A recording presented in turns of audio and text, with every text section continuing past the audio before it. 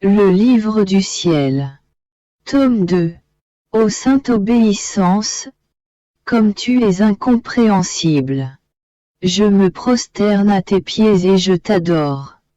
Je te prie d'être mon guide, mon maître et ma lumière sur le chemin ardu de la vie, pour que je puisse atteindre avec certitude le port éternel.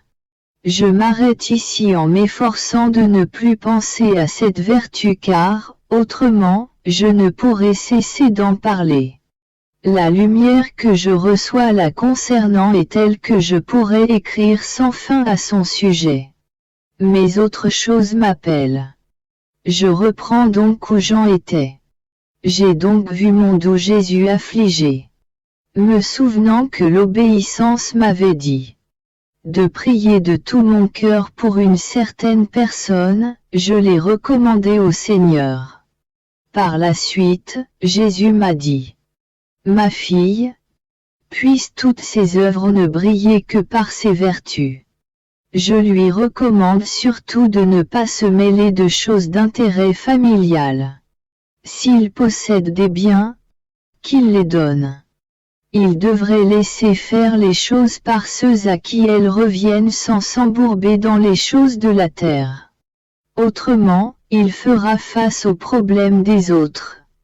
Ayant voulu s'en mêler, tout leur poids tombera sur ses épaules. À cause de ma miséricorde, j'ai permis qu'ils ne deviennent pas plus prospères, au contraire, plus pauvres, afin de leur apprendre qu'il est inconvenant qu'un prêtre se mêle des choses terrestres. D'autre part, et ceci est de ma bouche, tant qu'ils ne toucheront pas aux choses terrestres, les ministres de mon sanctuaire ne manqueront jamais de leur pain quotidien. Quant à ceux-là, si je leur avais permis de s'enrichir, ils auraient souillé leur cœur et ils n'auraient eu d'égard ni pour Dieu ni pour leurs obligations, étant maintenant perturbés et fatigués de leur état. Ils voudraient en secouer le joug, mais ils ne le peuvent pas. C'est là leur punition pour s'être mêlés de choses qui n'étaient pas de leur ressort. Point. Ensuite, j'ai recommandé à Jésus une personne malade. Alors Jésus m'a montré les plaies que cette personne lui avait infligées. Je l'ai supplié de me laisser réparer pour elle. Et il m'a semblé que les plaies de Jésus guérissaient. Ensuite, rempli de bienveillance, il m'a dit: Ma fille, aujourd'hui tu as rempli l'office d'un habile médecin. Car tu as non seulement tenté d'appliquer un baume sur les plaies que ce malade m'a infligées, mais aussi de les guérir. Ainsi, je me sens soulagé et apaisé. Point. J'ai compris qu'en priant pour un malade, on remplit le rôle de médecin pour notre Seigneur, qui souffre dans ces êtres créés à son image. Ce matin, mon doux Jésus ne venait pas et j'ai dû l'attendre patiemment. Je lui disais intérieurement: Mon cher Jésus, viens, ne me fais pas attendre plus longtemps. Je ne t'ai pas vu hier soir. Maintenant, il se fait tard et tu n'arrives toujours pas. Vois avec quelle patience je t'attends. Oh, je t'en prie, n'attends pas que je perde patience car c'est toi qui en seras responsable. Viens. Je n'en peux plus. Pendant que j'entretenais ces pensées et d'autres aussi sottes, mon unique bien vint. Mais, à mon grand désarroi, il semblait presque indigné à cause des créatures. Je lui dis immédiatement: Mon bon Jésus, je te supplie de faire la paix avec tes créatures. Point. Il me répondit: Fille, je ne le peux pas. Je suis comme un roi qui voudrait entrer dans une maison remplie de détritus et de pourriture. En tant que roi, il a le droit d'entrer et personne ne peut l'en empêcher. Il pourrait nettoyer cette maison de ses propres mains, ce dont il a le désir, mais il ne le fait pas. Parce que cette besogne n'est pas digne de son statut de roi. Tant que la maison ne sera pas nettoyée par quelqu'un d'autre, il ne pourra entrer. Il en va ainsi pour moi. Je suis un roi qui peut et qui veut entrer dans les cœurs, mais il me faut au préalable la volonté des créatures. Elles doivent faire disparaître la pourriture de leurs péchés avant que je puisse entrer et faire la paix avec elles. Il n'est pas digne pour ma royauté de faire cette besogne moi-même. Si elles ne le font pas, je leur enverrai même des châtiments. Le feu des tribulations les inondera de tous côtés afin qu'elles se souviennent que Dieu existe et qu'il est même le seul qui puisse les aider et les libérer. Point. L'interrompant, je lui dis: Seigneur, si tu te proposes d'envoyer des châtiments, je veux te rejoindre là-haut. Je ne veux plus rester sur cette terre. Comment mon pauvre cœur pourrait-il tenir le coup en voyant souffrir tes créatures? D'un ton conciliant, il me répondit: Si tu me rejoins là-haut, où sera ma résidence sur la terre? Pour le moment, songeons à rester ensemble ici-bas. Car nous aurons beaucoup de temps ensemble au ciel, toute l'éternité. Et puis, as-tu oublié ta mission? La mission d'être ma mère sur la terre. Pendant que je châtierai les créatures, je viendrai me réfugier en toi. Point. Je repris: Ah! Seigneur! À quoi donc aura servi mon état de victime depuis tant d'années? Quels bienfaits les gens en auront-ils tiré? Tu as pourtant bien dit que c'était pour que ton peuple soit épargné. De surcroît, tu me montres ni plus ni moins qu'au lieu d'être déjà arrivés, ces châtiments arriveront plus tard. Point. Jésus poursuivit: Ma fille, ne dis pas cela.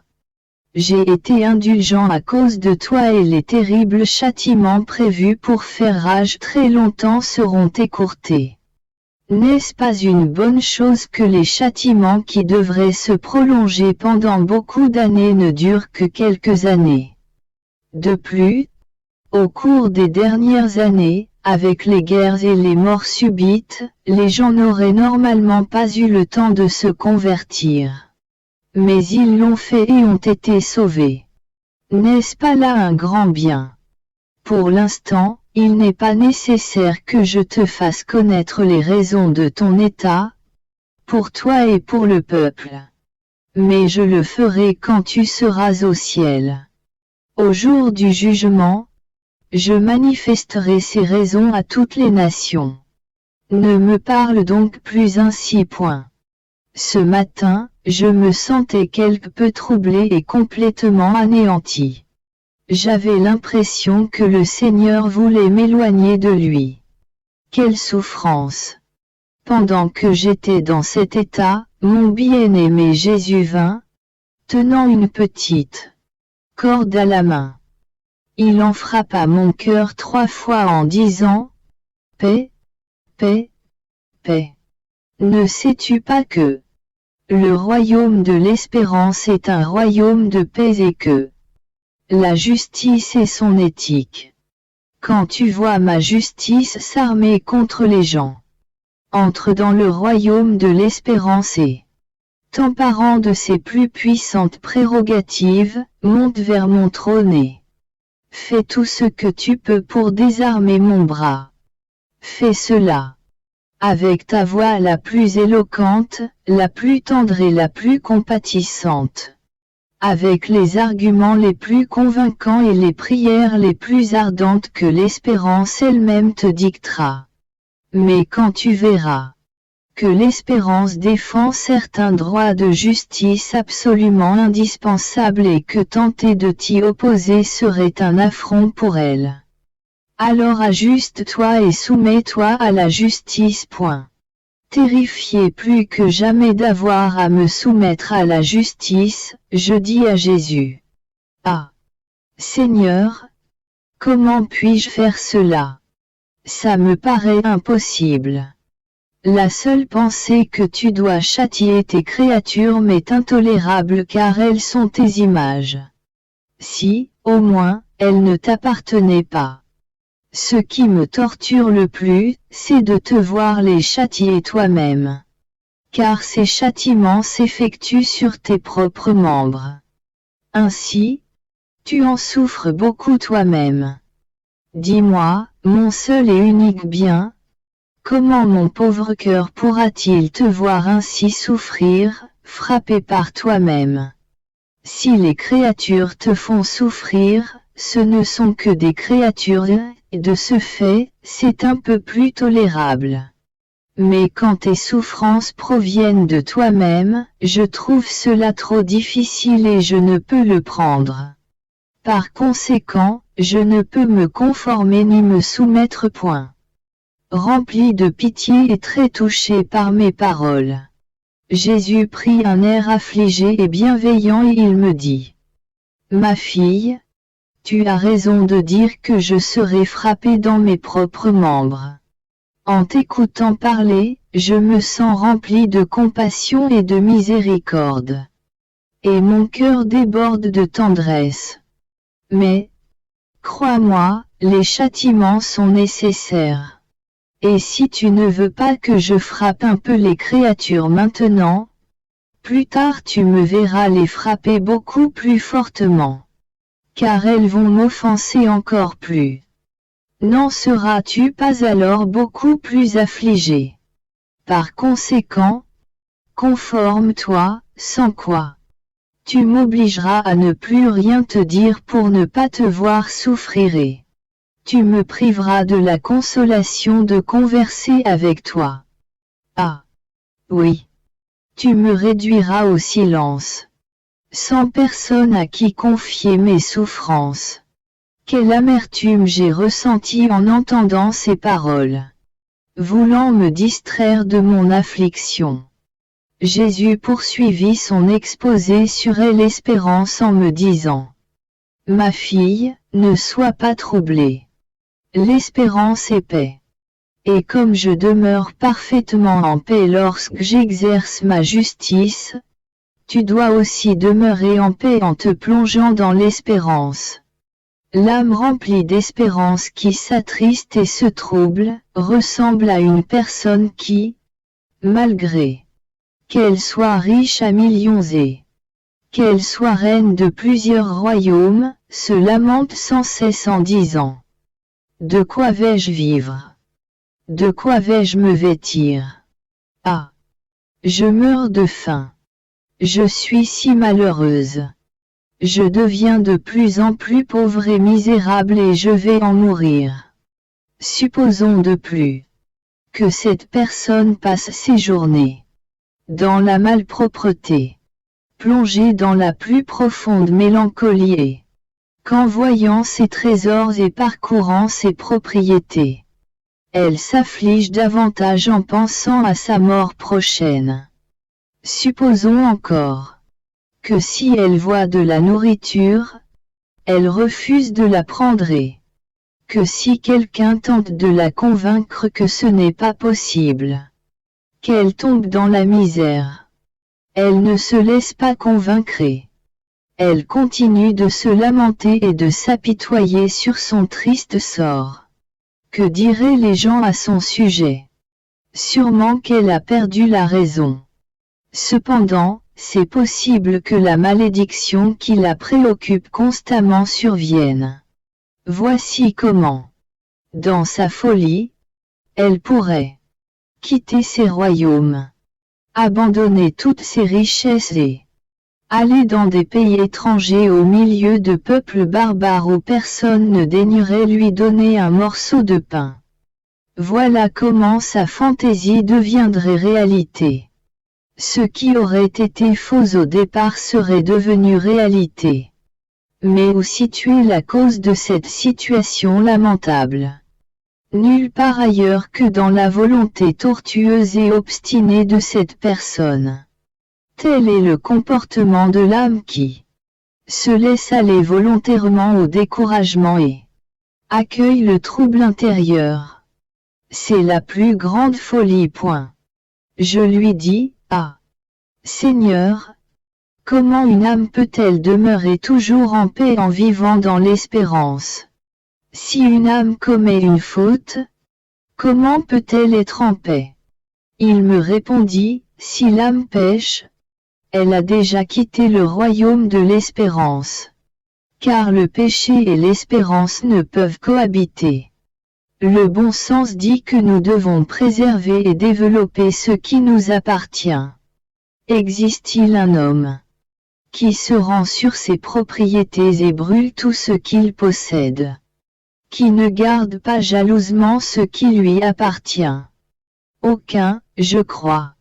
Ainsi, l'âme qui vit dans l'espérance offense cette vertu quand elle pêche en quelque sorte, elle brûle ses biens. Elle se trouve dans le même pétrin que cette personne qui abandonne ses biens et s'exile dans un pays étranger.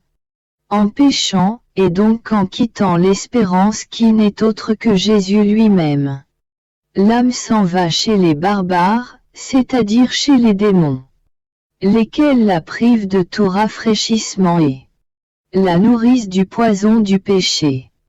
Mais que fait l'espérance, cette mère apaisante? Reste-t-elle indifférente pendant que l'âme s'éloigne d'elle? Oh! Non! Elle crie, prie, appelle l'âme avec sa voix la plus tendre. Elle va au-devant de l'âme et n'est satisfaite que lorsqu'elle la ramène dans son royaume. Mon doux Jésus ajouta. La nature de l'espérance, c'est la paix. Ce qu'elle est par nature, l'âme qui habite en son sein l'acquiert par grâce. Pendant qu'il me transmettait ces paroles par lumière intellectuelle, il m'a montré ce que l'espérance fait pour l'homme en choisissant l'image d'une mère. Quelle scène émouvante!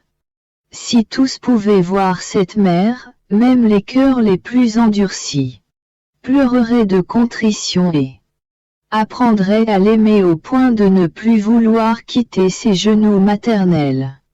Du mieux que je peux, je vais tenter d'expliquer ce que j'ai compris de cette image. L'homme vivait enchaîné, esclave du démon et condamné à la mort éternelle, sans espoir de pouvoir accéder à la vie éternelle. Tout était perdu et sa destinée était ruinée.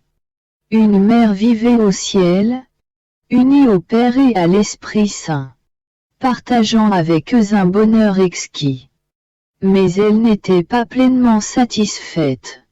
Elle voulait autour d'elle tous ses enfants, ses chères images, les plus belles créatures sorties des mains de Dieu. Du haut du ciel, ses yeux étaient fixés sur l'humanité perdue. Elle s'ingéniait à trouver le moyen de sauver ses enfants bien-aimés, consciente qu'ils ne pouvaient en aucune manière donner satisfaction à la divinité par eux-mêmes, même au prix des plus grands sacrifices à cause de leur petitesse comparée à la grandeur de Dieu. Que fit cette mère? Voyant que le seul moyen de sauver ses enfants était de donner sa vie pour eux, en épousant leurs souffrances et leurs misères et en faisant tout ce qu'ils auraient dû faire eux-mêmes, elle se présenta en larmes devant la divinité.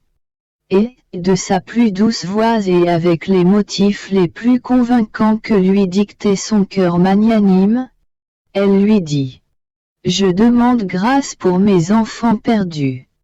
Je ne puis supporter de les voir séparés de moi. Je veux les sauver à tout prix. Et puisqu'il n'y a pas d'autre moyen que de donner ma vie pour eux, je veux le faire, pourvu qu'ils retrouvent la leur. Que attends-tu d'eux? La réparation. Je ferai réparation pour eux. La gloire et l'honneur. Je te rendrai gloire et honneur en leur nom. Des actions de grâce. Je te rendrai grâce pour eux. Tout ce que tu attends d'eux, je te le donnerai, pourvu qu'il soit admis à régner à mes côtés. Ému par les larmes et l'amour de cette mère compatissante, la divinité se laissa convaincre et se sentit portée à aimer ses enfants. Ensemble, les personnes divines se penchèrent sur leur malheur et acceptèrent le sacrifice de cette mère qui donnera pleine satisfaction pour les racheter. Dès que le décret fut signé, elle quitta aussitôt le ciel et se rendit sur la terre, laissant derrière elle ses vêtements royaux. Elle se revêtit des misères humaines comme une misérable esclave. Elle vécut dans la plus extrême pauvreté, dans des souffrances inouïes, au milieu d'êtres souvent insupportables. Elle ne fit que supplier et intercéder pour ses enfants. Cependant, ô stupéfaction, au lieu d'accueillir à bras ouverts celle qui venait les sauver, ses enfants firent tout le contraire. Personne ne voulut l'accueillir ni la reconnaître. Au contraire, ils la laissèrent errer, la méprisèrent et complotèrent pour la faire mourir. Que fit cette tendre mère en se voyant ainsi rejetée par ses enfants si ingrats? A-t-elle renoncé? Nullement. Au contraire, son amour pour eux devint plus ardent et elle courut d'un endroit à l'autre pour les rassembler auprès d'elle. Que d'efforts elle déploya! Elle n'arrêtait jamais, toujours préoccupée par le salut de ses enfants. Elle pourvoyait à tous leurs besoins, remédiait à tous leurs maux passés, présents et futurs. En somme, elle faisait absolument tout concourir pour le bien de ses enfants. Et que firent ceux-ci? Se repentirent-ils? Pas du tout. Ils la regardèrent d'un air menaçant, la déshonorèrent par de vaines calomnies, l'accablèrent d'opprobre, la flagellèrent jusqu'à ce que son corps ne soit plus qu'une plaie vive. Enfin, ils la firent mourir de la mort la plus infâme, au milieu de spasmes et de douleurs extrêmes. Et que fit cette mère au milieu de tant de souffrances? Allait-elle haïr ses enfants si indisciplinés et arrogants? Pas du tout. Elle les aima encore plus passionnément, offrit ses souffrances pour leur salut. Et, en rendant son dernier souffle, leur murmura un dernier mot de paix et de pardon.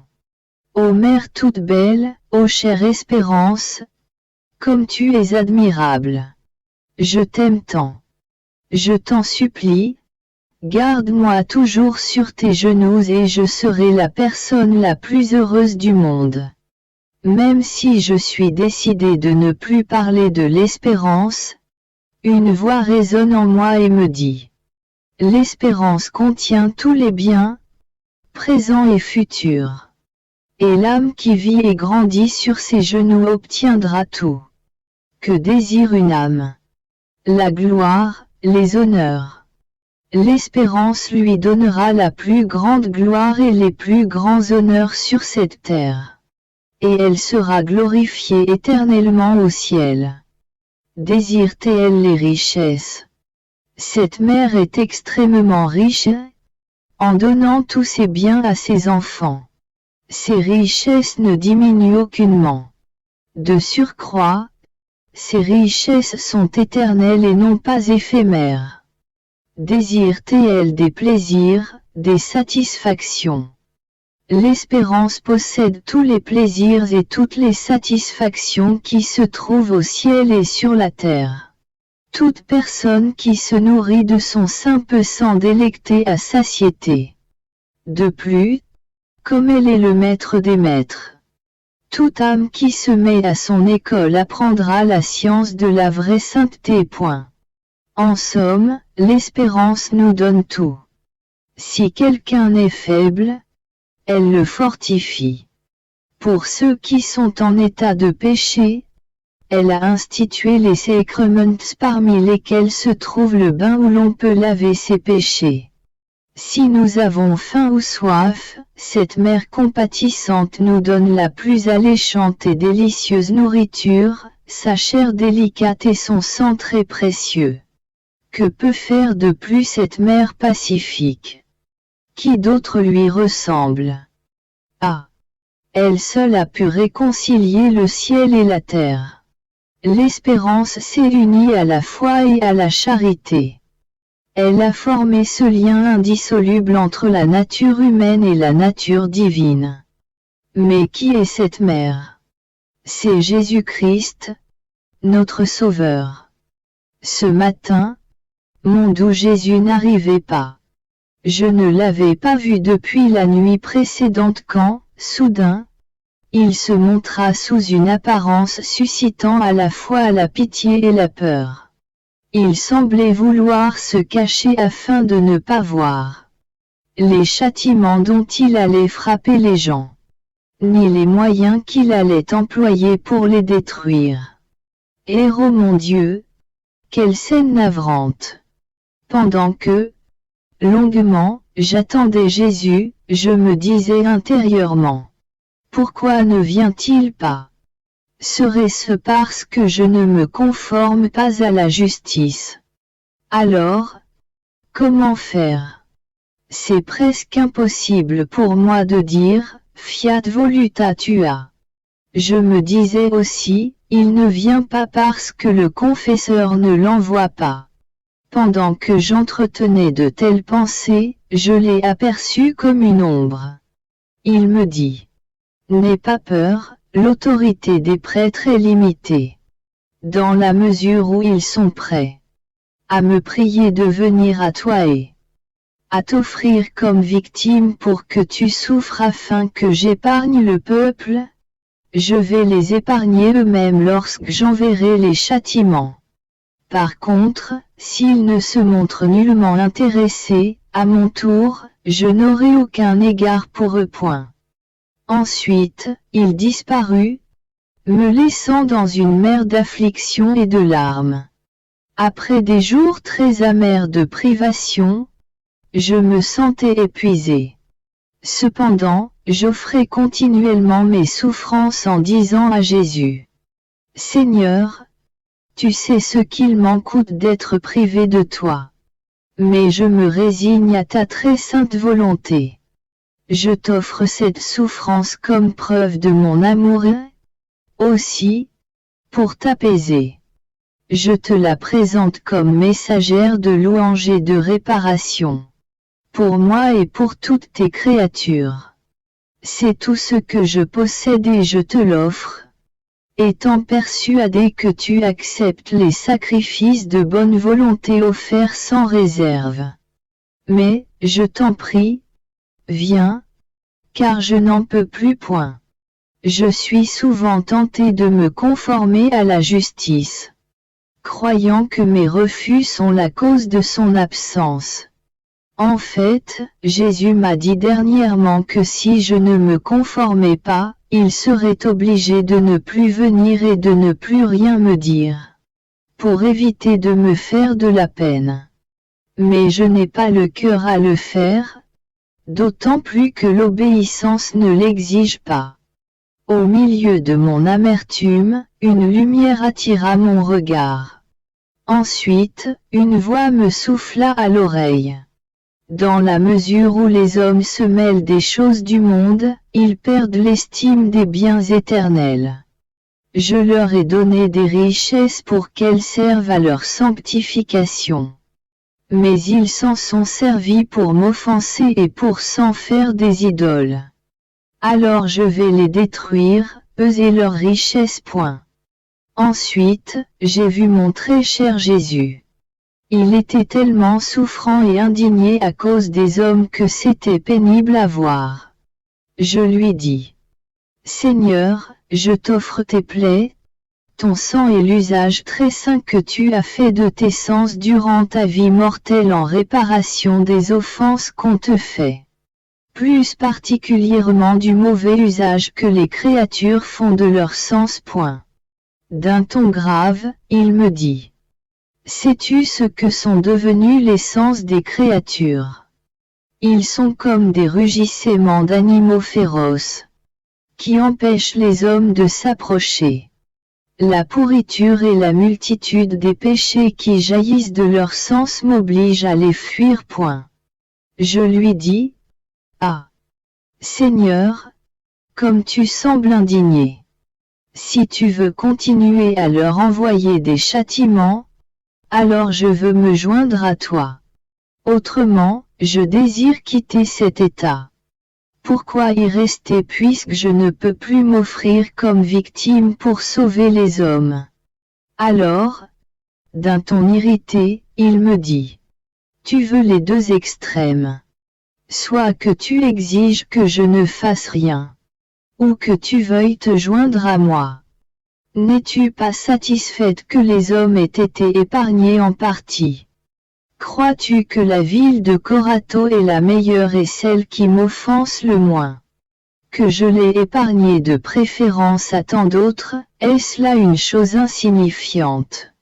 Donc, sois contente, calme-toi, pendant que je châtie les gens, accompagne-moi avec tes désirs et tes souffrances. En priant pour que ces châtiments amènent les gens à se convertir. Jésus continue de se manifester en arborant un air affligé. En arrivant, il s'est jeté dans mes bras, complètement épuisé et en quête de consolations. Il me partagea une partie de ses souffrances et il me dit, ma fille, le chemin de la croix est parsemé d'étoiles. Pour ceux qui l'empruntent, ces étoiles se changent en soleil très lumineux. Imagine le bonheur éternel de l'âme qui sera entourée de ces soleils. La récompense que je donne à la croix est si grande qu'on ne peut la mesurer. Cela est presque inconcevable pour l'esprit humain. Car porter des croix n'a rien d'humain, tout y est divin. Ce matin, mon adorable Jésus est venu. Il m'a transporté hors de mon corps au milieu d'une foule. Il semblait regarder les créatures avec compassion. J'avais l'impression que les châtiments qu'il leur donnait découlaient de sa miséricorde infinie et jaillissaient de son cœur. Se tournant vers moi, il me dit, ma fille, la divinité se nourrit de l'amour pur et réciproque qui unit les trois personnes divines. L'homme, quant à lui, est un produit de cet amour. Il est, pour ainsi dire, une particule de leur nourriture. Mais cette particule est devenue amère. Car, en s'éloignant de Dieu, beaucoup d'hommes se sont livrés en pâture aux flammes infernales alimentées par la haine implacable des démons, qui sont les principaux ennemis de Dieu et des hommes. Il ajouta, la perte des âmes, voilà la raison principale de ma profonde tristesse car les âmes m'appartiennent. D'autre part, ce qui m'oblige à châtier les hommes, c'est l'amour infini que j'ai pour eux et qui désire que tout soit sauvé. Je lui dis, ah, Seigneur, il me semble que tu ne parles que de châtiment. Dans ta toute-puissance, tu as sans doute d'autres moyens pour sauver les âmes. Quoi qu'il en soit, si j'étais certaine que toutes les souffrances retomberaient sur eux et que tu n'en souffrirais pas toi-même, je m'y résignerais. Mais je vois que tu souffres beaucoup à cause de ces châtiments. Qu'arrivera-t-il si tu en déverses encore plus? Il me répondit. Même si j'en souffre, l'amour me pousse à envoyer des tribulations encore plus lourdes. Car, pour amener les hommes à entrer en eux-mêmes, il n'y a pas de plus puissant moyen que de les briser. Il s'avère que les autres moyens les rendent encore plus arrogants. Par conséquent, conforme-toi à ma justice. Je vois bien que ton amour pour moi te pousse à refuser de te conformer et que tu n'as pas le cœur de me voir souffrir. Ma mère m'aimait beaucoup plus que toutes les autres créatures. Son amour était sans égal. Cependant, pour sauver les âmes, elle s'est conformée à la justice et résignée à me voir beaucoup souffrir. Si ma mère a fait cela, ne pourrais-tu pas le faire toi aussi? Pendant que Jésus parlait ainsi, j'ai senti ma volonté se rapprocher de la sienne au point que je ne pouvais presque plus m'empêcher de me conformer à sa justice. Je ne savais que dire, tellement j'étais convaincu. Mais je n'ai quand même pas manifesté mon adhésion à Jésus. Il disparut et je suis demeuré dans le doute, à savoir si j'allais, oui ou non, me conformer. Mon trait d'où Jésus se manifeste presque toujours de la même façon. Ce matin, elle m'a dit. Ma fille. Mon amour envers les créatures est si grand qu'il résonne comme un écho dans les sphères célestes. Remplit l'atmosphère et se diffuse sur toute la terre. Comment les créatures répondent-elles à cet écho d'amour? Ah! Elles me répondent par un écho empoisonné, rempli de toutes sortes de péchés. Un écho quasi mortel, propre à me blesser. Mais je vais réduire la population de la terre, afin que cet écho empoisonné ne vienne plus me percer les oreilles. Je lui dis, ah! Que dis-tu, Seigneur? Il reprit. J'agis comme un médecin compatissant, qui emploie des remèdes radicaux pour soigner ses enfants couverts de plaies. Que fait ce père médecin qui aime ses enfants plus que sa propre vie? Laissera-t-il ses plaies devenir gangreneuses? Laissera-t-il mourir ses enfants plutôt que de les soigner? Sous prétexte qu'il pourrait souffrir s'il utilisait le feu ou le scalpel. Jamais. Même si, pour lui, c'est comme s'il appliquait ses traitements sur son propre corps, il n'hésite pas à couper et à ouvrir les chairs, puis à y appliquer le contrepoison ou le feu afin d'empêcher qu'elles s'infectent davantage. S'il arrive que certains de ses enfants meurent au cours de l'intervention, ce n'est pas ce que le Père veut. Il veut les guérir. Ainsi en est-il pour moi. Je blesse mes enfants afin de les guérir. Je les détruis afin de les ressusciter. Si un grand nombre d'entre eux se perdent, là n'est pas ma volonté. C'est la conséquence de leur méchanceté et de leur volonté obstinée. C'est à cause de cet écho empoisonné qu'ils répandent, jusqu'à ce qu'ils finissent par s'autodétruire. Je repris, dis-moi, mon unique bien, comment puis-je adoucir pour toi cet écho empoisonné qui t'afflige tant? Il répondit, la seule façon, c'est d'accomplir tes actions uniquement dans le but de me plaire. Que tout tes sens et tes forces soient uniquement appliqués à m'aimer et à me glorifier. Que chacune de tes pensées, de tes paroles etc. soit remplie d'amour pour moi. Ainsi, ton écho s'élèvera jusqu'à mon trône et sera une douce musique pour mon oreille. Ce matin, mon aimable Jésus est arrivé entouré de lumière. Il m'a regardé comme s'il me pénétrait entièrement, de sorte que je me suis senti tout anéanti. Il m'a dit, qui suis-je et qui es-tu? Ces mots m'ont pénétré jusqu'à la moelle des os. Je vis la distance énorme qu'il y a entre l'infini et le fini, entre le tout et le rien. Je pouvais également voir la malice de ce rien et combien il était enfoncé dans la boue. Je vis que mon âme nageait au milieu de la pourriture, au milieu de vers et de bien d'autres choses horribles. Oh! Mon Dieu! Quel spectacle affreux! Mon âme voulait fuir le regard du Dieu 3 fois saint, mais il me retint avec ces autres mots. Quel est mon amour pour toi et comment m'aimes-tu en retour? Alors qu'à la suite de la première question, je fus effrayé et voulais fuir. Après la seconde, quel est mon amour pour toi?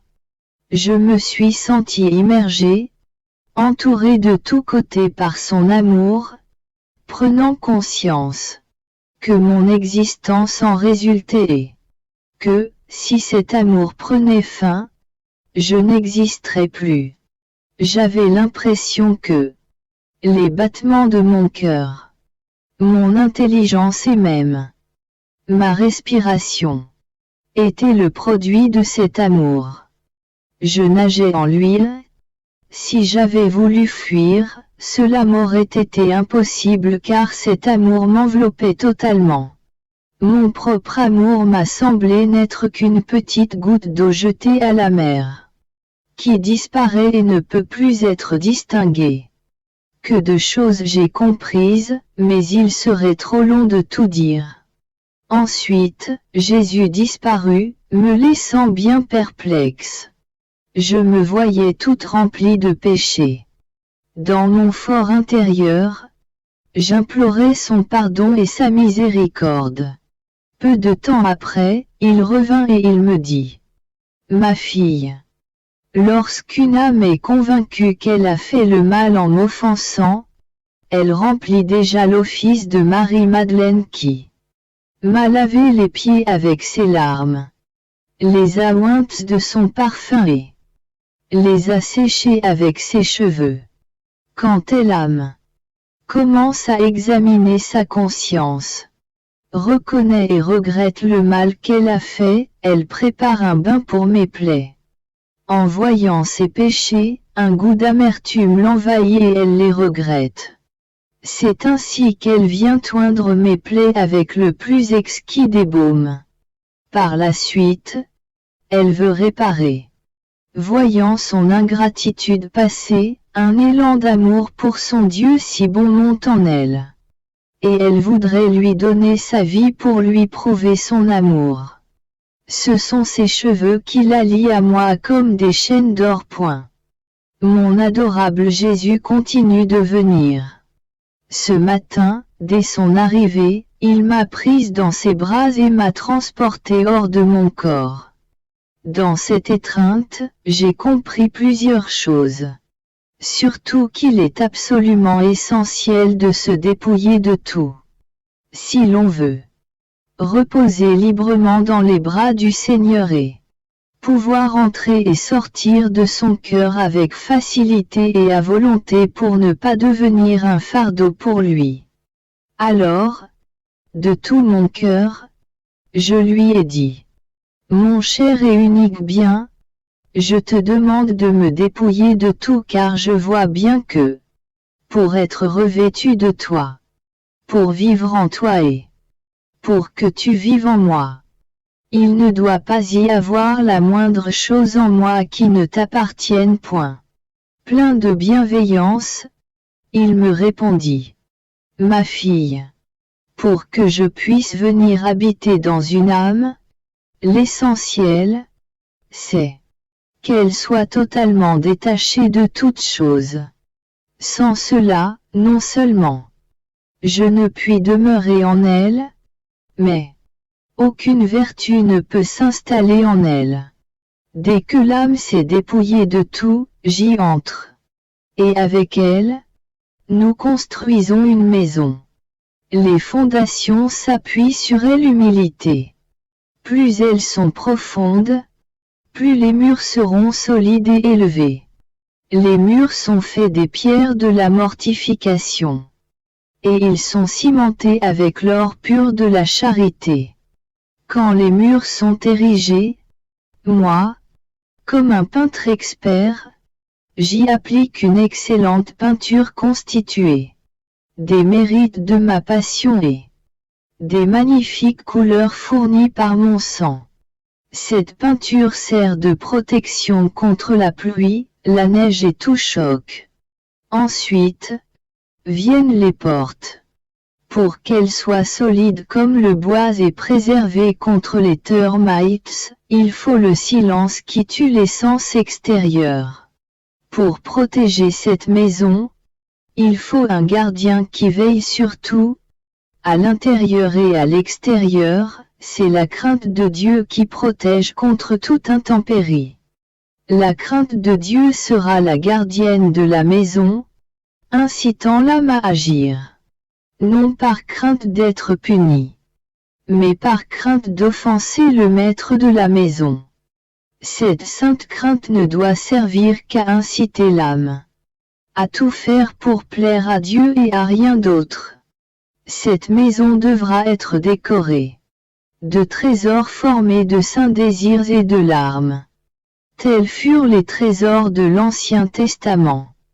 Dans l'accomplissement de leurs souhaits, ils trouvèrent la consolation dans la souffrance, ils trouvèrent la force. Ils misaient tout sur l'attente du Rédempteur à venir. À ce point de vue, ils étaient des athlètes. Une âme sans désir est presque morte. Tout l'ennui l'agace et la rend maussade, y compris les vertus. Elle n'aime absolument rien et marche dans la voie du bien en se traînant. Pour l'âme remplie de désir, c'est tout le contraire. Rien ne lui pèse, tout est joie. Elle a des ailes et apprécie tout, même la souffrance. Les choses désirées sont aimées. En les aimant, on y trouve ses délices. Même avant que la maison soit construite, on doit entretenir le désir. Les pierres précieuses les plus coûteuses de ma vie furent formées par la souffrance pure. Puisque l'hôte unique de cette maison sera le donateur de tout bien. Il l'investit de toutes les vertus. Il la parfume avec les plus suaves odeurs. De belles fleurs y dégagent leur fragrance. Il y fait résonner une mélodie céleste des plus agréables. On y respire un air de paradis. J'ai omis de dire qu'on doit s'assurer que la paix domestique règne, c'est-à-dire qu'on y observe le recueillement et le silence intérieur des sens. Ensuite, je suis demeuré dans les bras de notre Seigneur et je fus entièrement dépouillé. Ayant vu que le confesseur était présent, Jésus m'a dit mais j'ai cru qu'il s'amusait. Ma fille, tu t'es dépouillée de tout et tu sais que lorsqu'une âme est ainsi dépouillée, elle a besoin de quelqu'un pour la revêtir, la nourrir et la loger. Où veux-tu habiter? Dans les bras du confesseur ou dans les miens? En disant cela, il me plaça dans les bras du confesseur. J'ai commencé par résister, mais il m'a dit que c'était sa volonté. Après une courte discussion, il m'a dit, « Ne crains pas, je te tiens dans mes bras. » Alors ce fut la paix. Ce matin, mon bienveillant Jésus est arrivé tout affligé. Les premiers mots qu'il m'a adressés furent, « Pauvre homme, quelle destruction tu connaîtras. En te regardant, je pleure. » Il disait cela avec une telle tendresse que j'en fus tout ému. Mais je ne savais pas s'il s'agissait seulement des habitants de cette ville ou de ses édifices aussi. Comme j'avais reçu l'ordre de ne pas me conformer à la justice, mais de prier, je dis à Jésus, « Mon bien-aimé Jésus, lorsqu'il s'agit de châtiment, ce n'est pas le temps de discuter, mais uniquement de prier. » Alors je me suis mise à prier, à baiser ses plaies et à faire des actes de réparation. Pendant que je priais, il me disait de temps à autre, « Ma fille, ne me violente pas. En faisant comme ça, tu emploies la violence contre moi. Donc, calme-toi. » Je lui répondis, « Seigneur, c'est l'obéissance qui le veut ainsi, et non pas moi. » Il ajouta, « La rivière d'iniquité est tellement grande qu'elle fait sérieusement obstacle au salut des âmes. Seule la prière et mes plaies peuvent empêcher cette rivière impétueuse de les engloutir tout point. Jésus à Louisa, le 28 octobre 1899. Ma fille. Lorsqu'une âme est convaincue qu'elle a fait le mal en m'offensant, elle remplit déjà l'office de Marie-Madeleine qui m'a lavé les pieds avec ses larmes, les a ointes de son parfum et séchées avec ses cheveux. Quand elle commence à examiner sa conscience, reconnaît et regrette le mal qu'elle a fait, elle prépare un bain pour Ernplay. En voyant ses péchés, un goût d'amertume l'envahit et elle les regrette. C'est ainsi qu'elle vient oindre mes plaies avec le plus exquis des baumes. Par la suite, elle veut réparer. Voyant son ingratitude passer, un élan d'amour pour son Dieu si bon monte en elle. Et elle voudrait lui donner sa vie pour lui prouver son amour. Ce sont ses cheveux qui la lient à moi comme des chaînes d'or.